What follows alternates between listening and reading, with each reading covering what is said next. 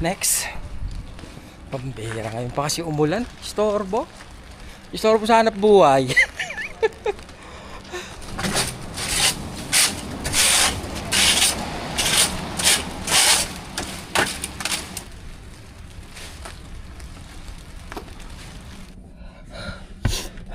That's it. Oh, nakasumba ako. Para ako nakasuma. So, yun lang yung part-time ko. Naglinis lang ako mga dre, no? At yun, yung isang dingding, kinabit lang natin. Ngayon naman, pupunta ako sa sa aking accountant para ipasa tong aking tax. Nang sa ganun, matapos na to. Ito yung isa sa pinakamalaking intindihin dito yung tax na yan. Ngayon, saan ako pupunta? Tingnan nga natin kung saan.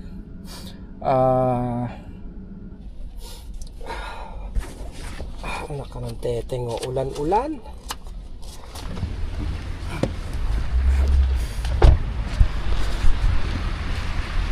Ulala.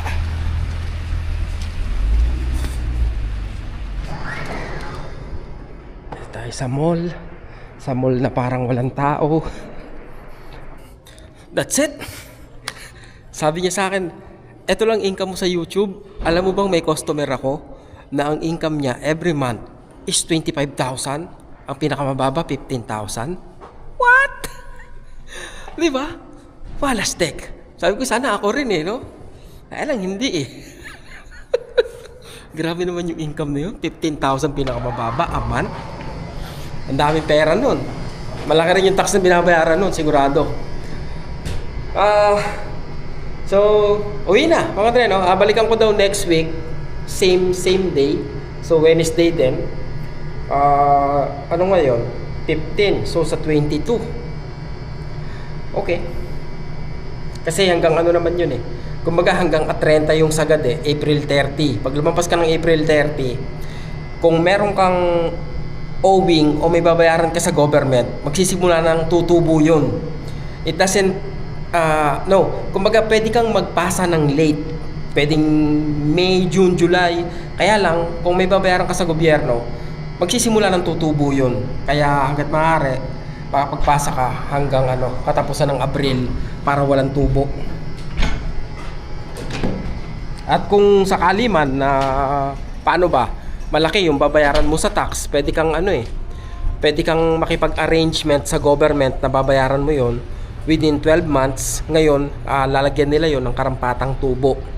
Ganun gumagana yung yung tax. Sa pagkakaintindi ko sa nangyari sa akin. Halimbawa, may utang akong 1,000, halimbawa 1,000. So gusto kong bayaran yon in 5 months, 200 isang buwan plus tax. Plus interest pala, plus interest. Ganon. Ngayon, malalaman ko next week kung magkano ang aking tax owing. Aray ko. Aray ko. Uwiin tayo.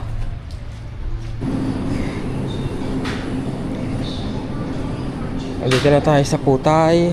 At ang ating bibilin ay walang iba kung hindi green beans. Pero may iba pa sila neto Mas maganda yata yung may isang klase pa sila niyan Uy! May nakita ako Ayun Wonder Tubo. Sige na nga, ito na lang. Spam. Pang emergency spam. Pero sana nga papunta na rin Sana sabay mo sila Sana nga Ay baka sa susunod na uwi ko, baka sabay ko na. Sabi ko siguro ito sumahod sa paluwagan. Tama kaya nga. Sumahod sa paluwagan kaya nakapagbakasyon tayo. Ayaw mo i-vlog kita? O sige, salamat. Salamat sa panonood. Araw-araw yan, walang pangyan. Thank you. Habaan ko ba? Hindi ako makaka-comment. Bakit? Wala akong account. Okay. Sige, salamat. Ayaw mo nga sige. Thank you. Ingat. Shoutout sa'yo ate Habaan ko daw yung vlog. Ano masasabi nyo? Habaan ko daw yung vlog. nakakatuwa pag may nakaka-appreciate ng ginagawa ko. Na kahit sa tingin ko minsan parang kalokohan lang, hindi eh, di ba? Somehow kahit pa paano nakakapagbigay tayo ng kalibangan sa ibang kababayan natin. At yung pinakamaganda ron is minsan nakaka-somehow, I don't know, nakakatulong mga dre, no?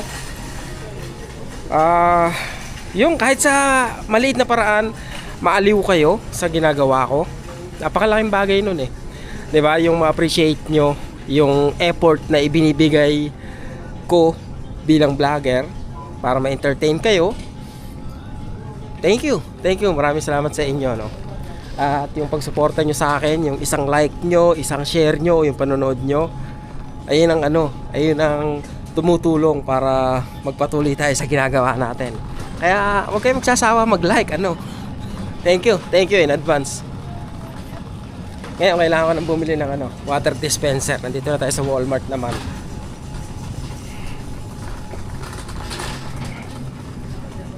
Parang hindi ito yung tamang panahon para bumili ng water dispenser kasi nagre-rearrange sila ng mga stock nila eh. Inaalis yung stock, pinapasok yata sa loob. Sana makakita ako.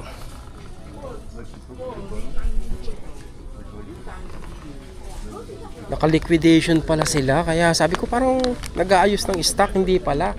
Naka-liquidation 25%. Halos karamihan sa karamihan sa stock nila. So ibig sabihin, hindi pa gagawin natin. Bibili ba tayo? Wala pala yung kung water dispenser nila. So punta ako merong malaking Walmart dito sa may Dicari. O sa Amazon na lang. Titingnan ko kung saan mas mura. Naalala ko wala pa pala akong pagkain sa bahay.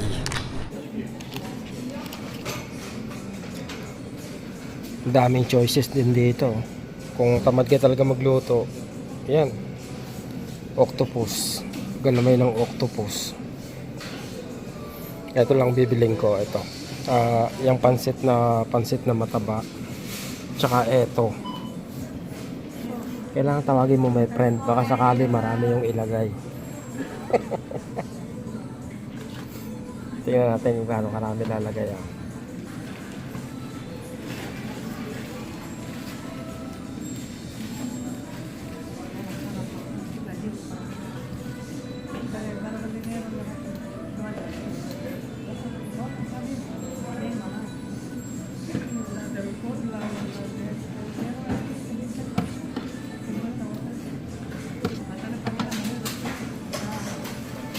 Pwede na.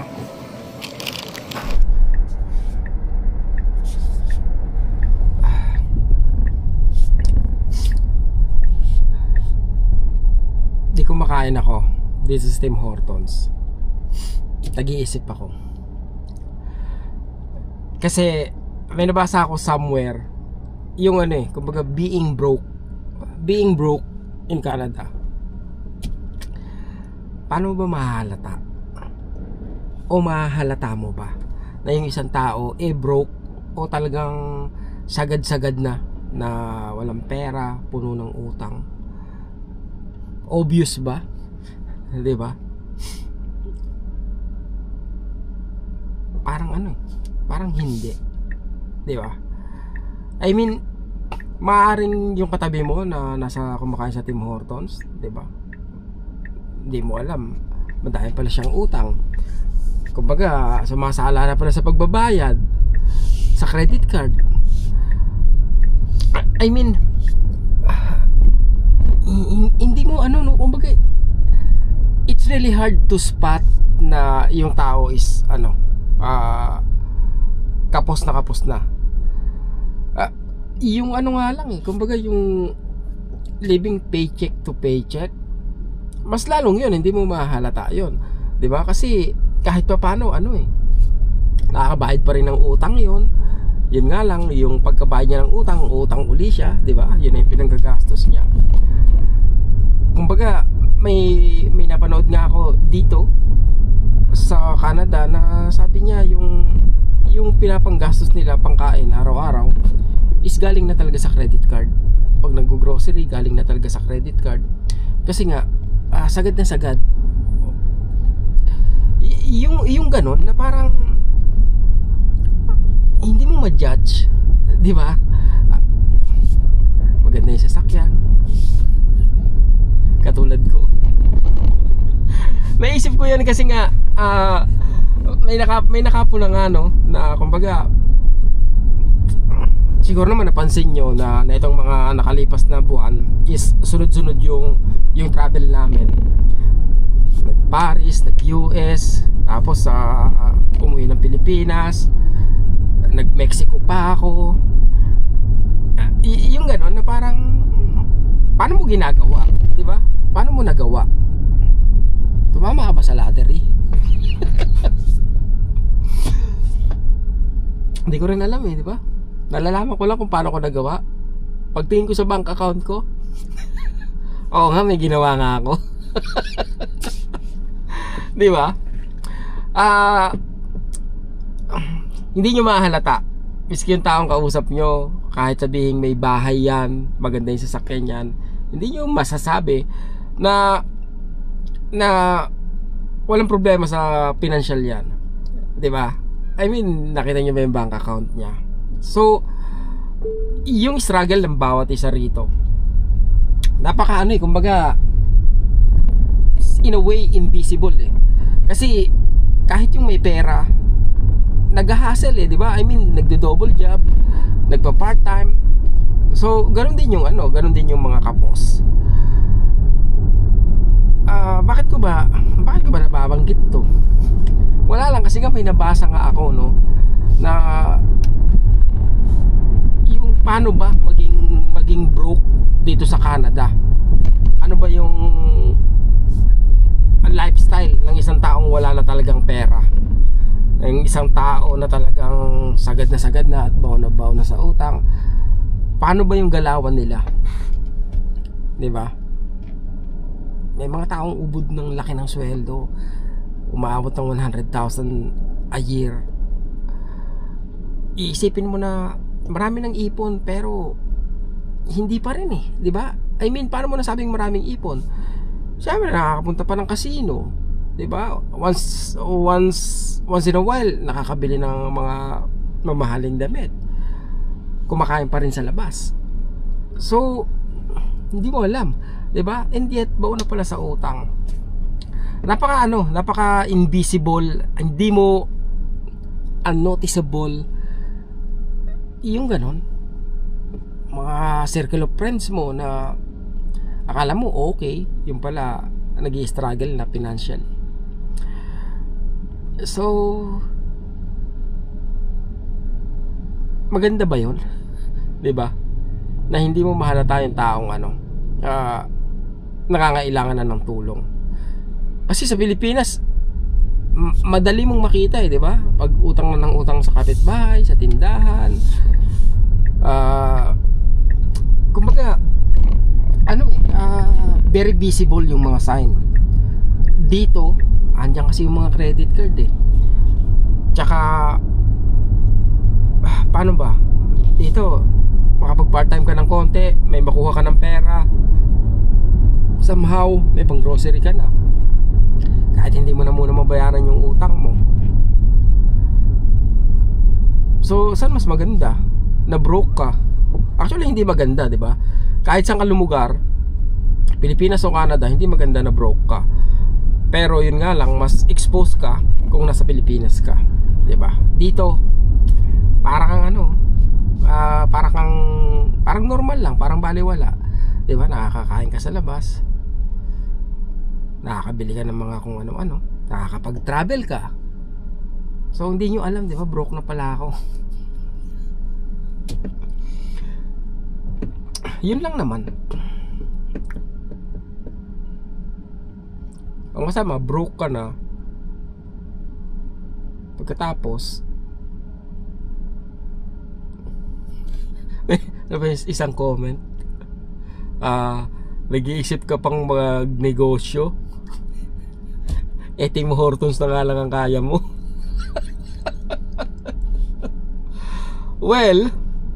walang masamang mangarap, 'di ba? I mean, hindi dahil pulubi ka o walang-wala ka, nangangahulugan 'yon na wala ka ng karapatan mangarap ng magandang buhay para sa sarili mo. Napaka pangit ng thoughts mo, no? Na wala kang karapatan mangarap. Wala steak, wala ka nang makain di ba? Tim Hortons na nga lang yung kape mo Diyan ka na nga lang nag-aalmusal nag-iisip ka pa magnegosyo. Hindi ganoon, di ba? Siguro may isang bagay lang ako natutunan sa lahat-lahat mga treno na pangyayari sa buhay ko, na huwag mong i-judge yung present situation ng isang tao. Yung sasabihin mo sa kanya na wala kang mararating dahil nandiyan ka na. Mali yun. Kasi marami nagganyan sa akin dati, diba? Nung nasa area pa lang ako, ang daming tumapak sa sa pagkatao ko. Talagang hindi lang tapak tinalon-talonan ka pa diba? Kumbaga lugmo ka na talagang alam mo yun, halos duruin ka na nasa baba ka, yung gano'n. Pero diba nandito tayo ngayon. I mean, yun lang naman. Gusto ko lang sabihin na huwag tayo maging judgmental sa present situation ng tao at sabihin natin na wala kang mararating sa buhay, hanggang dyan ka lang, kasi hindi totoo yan, diba? Darating yung isang araw na yung nilalait-lait natin is baka sila yung taong hihingian natin ng tulong, diba? So be kind.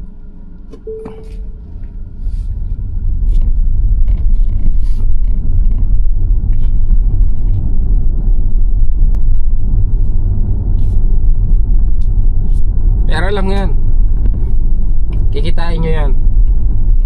Baguhin nyo lang yung lifestyle nyo. Iwasan nyo lang yung yung sugal-sugal, especially kung nalululong kayo sa casino. Diyan wala kang kawala, diba? Pag hindi ka nagbago at nalululong ka sa sugal, talagang ubos ka dyan, diba? Pati kaluluha mo kukunin yan.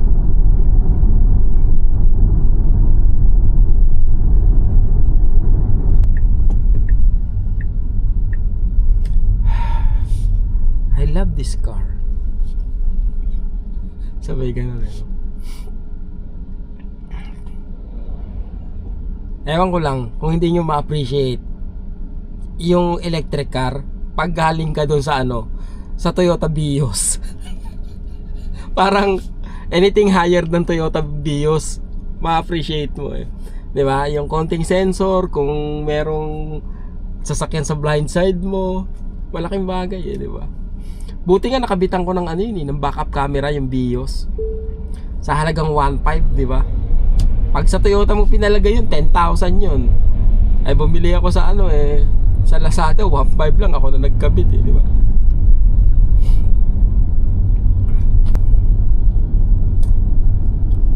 Apakasarap dito sa Canada. Yun nga sabi ko, wala ka ng pera, hindi ka pa halata di ba? Pwede ka pa rin magyabang Wala ka ng pera, pakain-kain ka pa rin sa labas. Wala ka ng pera, pabakasyon ka pa rin. Hindi sa anumang paraan na kahit kailan minaliit ko yung Canada or hindi ko na-appreciate kung yung naibigay sa akin ng Canada. Pero lahat ng yun, may kasamang pagsisikap yun. Hindi porket dumating sa Canada is bumagsak na yun sa harapan mo na maganda na yung sitwasyon mo.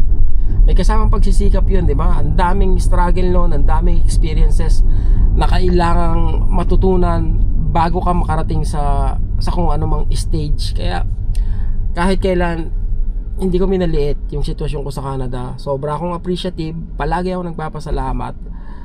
Kaya lang, kumbaga, ang nagiging sistema lang is may ibang mga tao na kumbaga, nagiging sobrang paano ba? Yung isisiksik nila sa'yo o ipipilit nila sa'yo na tama yung sa kanila at mali yung ginagawa mo, di ba? I mean, hindi di ba? Kanya-kanya lang kung saan ka masaya, doon ka gawin mo kung anong palagay mo makakatulong sa'yo, makakapagpasaya sa'yo. Hindi naman sa lahat ng Hindi naman sa lahat ng pagkakataon pera ng pera, di ba? Hindi naman sa lahat ng pagkakataon is yung ang mahalaga is yung kung anong meron tayo sa buhay.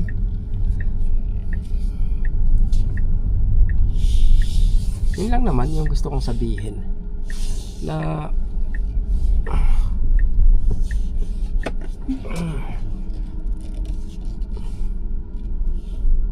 wag nating i-equate na yung success ng tao is nakadepende sa kung anong meron siya at kung magkano yung laman niya sa bangko. 'Di ba? Yun lang. Buti sana pag namatay ka, 'di ba? Mayaman ka pa rin pagdating sa langit eh. Okay, hindi ka mapupunta sa impyerno pag mas marami yung bank account mo, 'di ba? Ayokong ako yung pinakamayaman sa sementeryo. Ayoko nun, 'di ba? I mean, ano silbi ng ari-arian mo, 'di ba? Ayokong ako yung taong may maraming bahay sa kasama kong nakalibing sa sementeryo. Baliwala, 'di ba?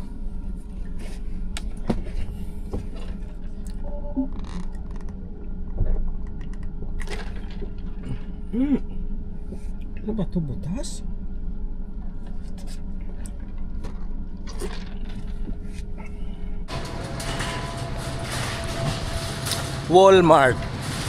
Walmart Decari. Ito malaki-laki to kaysa sa Walmart dun sa amin. Kasi wala ngang ano ron eh, di ba? Water dispenser. Yun ang bibilin ko rito. Nabanggit ko ba na nasira na yung sa amin, kaya bibili ako ng bago. Nasira na yung luma.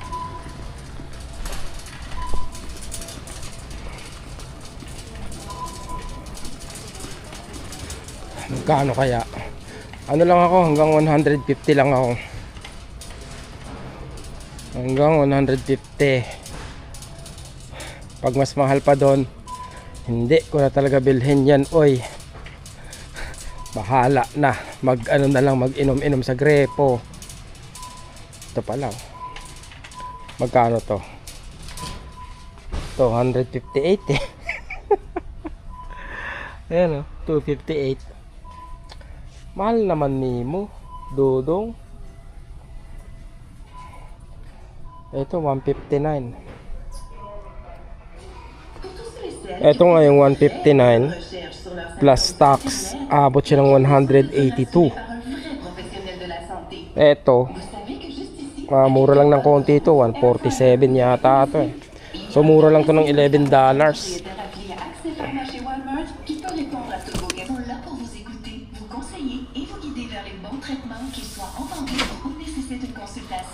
Des conseils adaptés à votre peau, des solutions concrètes, un service accessible pendant votre magasinage. Aray C'est ko. comme chez Walmart, on peut vous aider pour vrai. Les pharmacies et pharmaciennes propriétaires affiliés à Accès Pharma sont les seuls responsables de l'exercice de la pharmacie. Est-ce que tu as besoin de garantie $20? How much? $20. Garantie. No, I don't need it.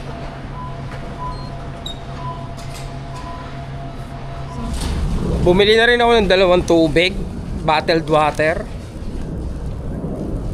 190. Magkano nga? 196.95. Isang araw na sweldo na yan.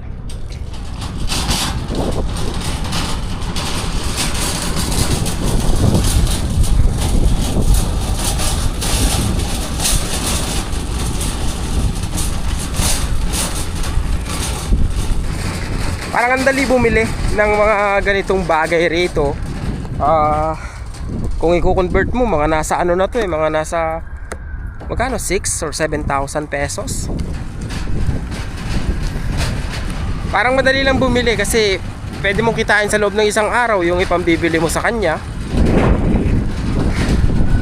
Siguro hindi pa naman ako ganun ka-broke.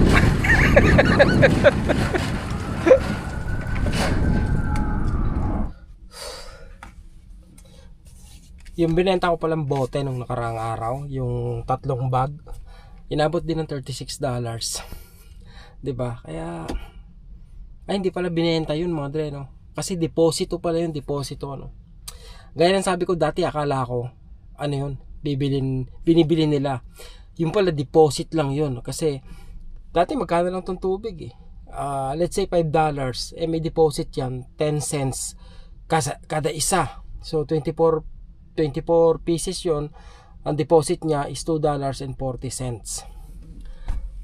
Kaya pag bumili ka ng tubig ngayon mas mahal kasi nga may deposit. So ba't mo itatapon yung bote, 'di ba? Isoli mo para makuha mo yung deposit mo. VinFast, isang electric car din yata na brand yan, no? So sunod may mga BYD na rito. Masaya. Gusto ko rin talaga matry yung BYD, no? Kaya lang ano, kumbaga mas sa ngayon siyempre hindi ko pa natatry yung BYD o kahit anong electric car. Ito pa lang Tesla.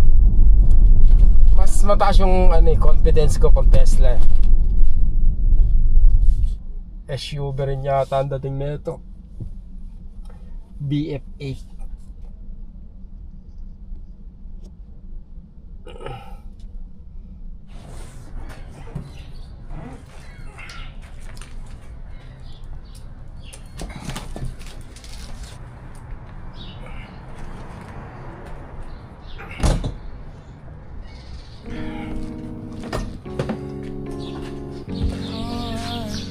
Bigla na lang ayaw na netong lumamig. Kaya tatapon ko na. Hindi ko na pagkakaabalahan na na ayusin o i-troubleshoot. Tatapon ko na lang, no. Hindi ko alam kung may fuse ba to or what. Tapon na lang, diba?